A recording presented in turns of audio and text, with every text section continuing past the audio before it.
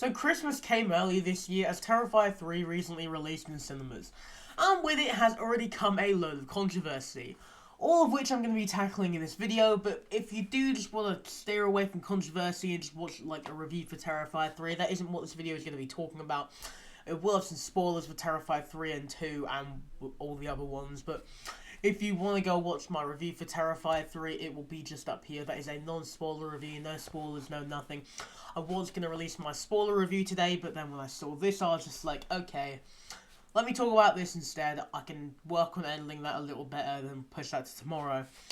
And, well, I am glad because I need to just have a little rant. So, there's a lot of people currently on the internet calling the Terrifier movies like misogynistic, saying Art the Clown's an industry plant, and just sort of whining that it's only gore and violence, which is the exact opposite of what it only is. So let me just talk about that. Let's just get into it.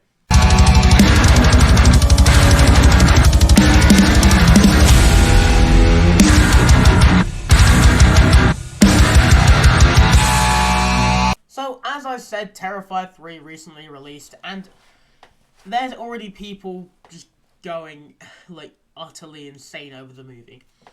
Now, do I think that the way Art the Clown kills people can get a bit insane at times?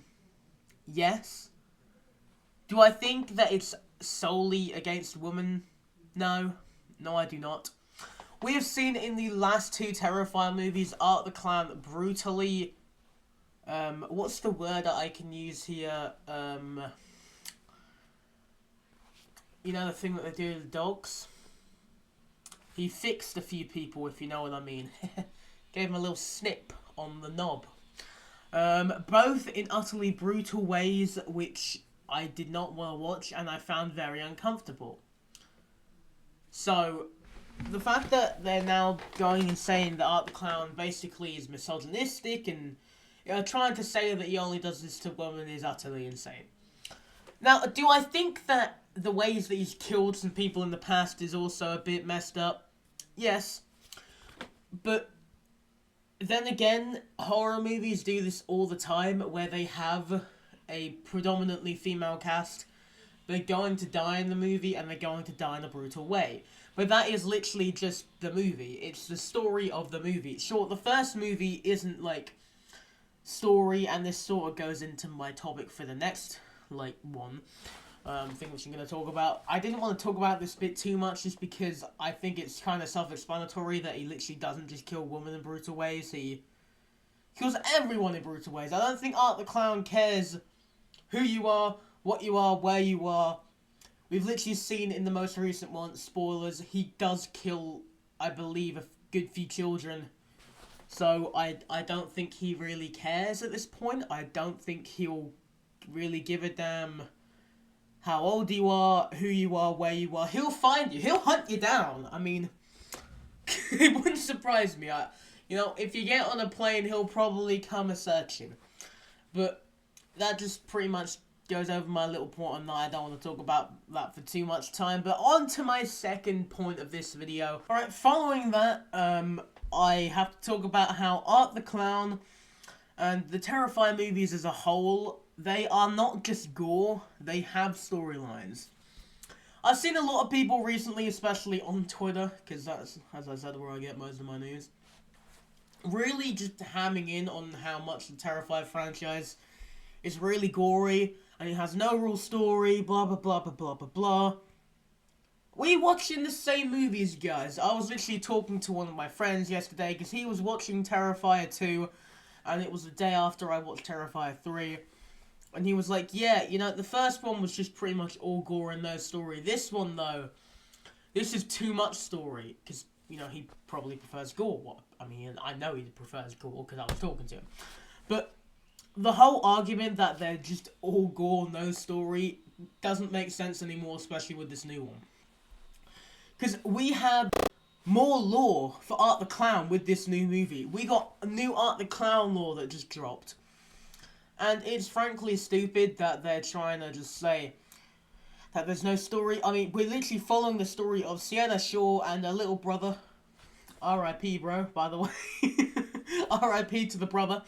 I did say spoilers already, so sucks to be you guys if you haven't seen the new movie and you're just watching this now. I did say spoilers at the beginning.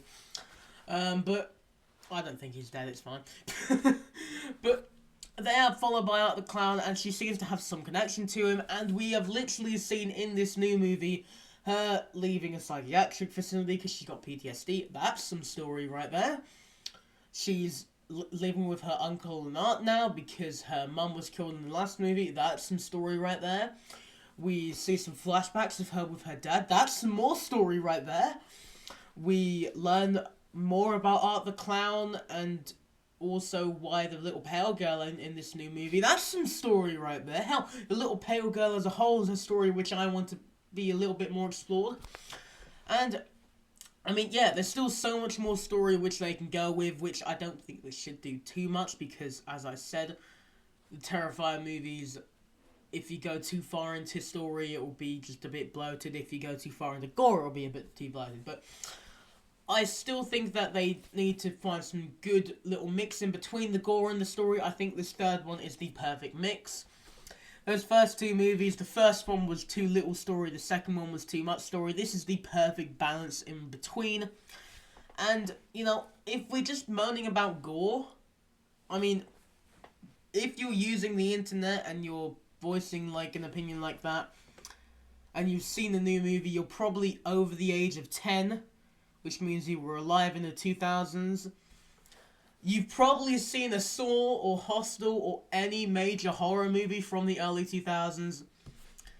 Those were chocked full of gore. I mean, if we're including the two Terrifier movies, I've now seen 4 movies where a guy's knob gets chopped off in them. But yeah, that is pretty much it for this little segment. On to the next bit, which is that Art the Clown is an industry plant. Which, there's two things of this which highly confuse me, because one, the Terrifier movies are low-budget slasher movies which are independent and are backed by, like, a few little studios and Blood and Disgusting. It's not really, like, massive studio backing. They are indie movies, and it's currently amazing to see that a indie movie is doing better than Joker 2 at the box office on its opening weekend, and that's just really cool. I mean, one clown's going up against another clown that said one clown is a $200 million movie. And I mean, with today's standards, that's an indie movie. With how much money that they shove into movies nowadays. But talking about, like, The Thing, it's just really confusing to me that people are just like, oh, he just became popular out of nowhere. He just came out of nowhere. No. Art the Clown himself as a character, not the exact Terrifier franchise, but these all connect to it, has been around since 2008, and I'm sure that he was in Damien Leone's mind since before then, because The Ninth Circle is a 2008 horror short which follows Art the Clown kidnapping an innocent girl and, I guess, bring her to the devil. And yeah, that movie came out in 2008, well, I guess that's short, and then it was followed up by All Hallows Eve, which came out in 2013, which had a little segment with Art the Clown in it. Then we got Terrifier in 2016, and then we got Terrifier 2 in 2022, and now Terrifier 3 in 2024. The fact that Art the Clown is, like, a quote-unquote industry plant is so confusing to me, because he's been around for, like, 18 years, something like that. 16 probably, I'm terrible at math, guys, but it's just sort of confusing to me, and I was actually having this argument with someone yesterday night. He is definitely not an industry plant. He has been around for years. And if we're going to say that Art the Clown is an industry plant now, well, let's go ahead and throw Jigsaw, Bagul, the little girl from the Orphan movies. Hell, let's throw bloody... Who else? Chucky, he's become really popular again. Basically, I'm not Chucky, I'm just going nowhere with that bit. But, like, any major, like, horror villain or anything that's come from the 2000s I saw is now an industry plant. So, you know, Pennywise, let's throw him on there. I know that he had, like, a TV movie back then, but I don't think that is anywhere near as popular as the new one. So hey, Pennywise is an industry plant now, guys. That's the type of stuff which they'll tell you, and it's just like, no, not really. I mean, this guy's been around since 2008. I think it's fair to say that he's earned his spot as an horror icon. Like, maybe he's become, why did I say horror icon? Horror icon. I think it's fair to say that he's just becoming really popular now, such as other horror icons. I don't think Jason was like a smash hit with his first movie because he wasn't even in it. He became really popular with the crappy sequels, which some of those are guilty pleasures, but like, shout out to horror and stuff because he hates all those movies.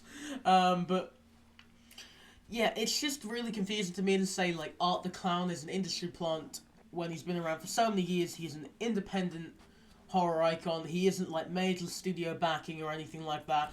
I mean, as I was saying, like even The Strangers, like they were around since 2008, literally. I think they were a big studio, so throw them on the list as well. They're industry plants. Let's just make a whole list of all the horror icons that are now industry plants. How?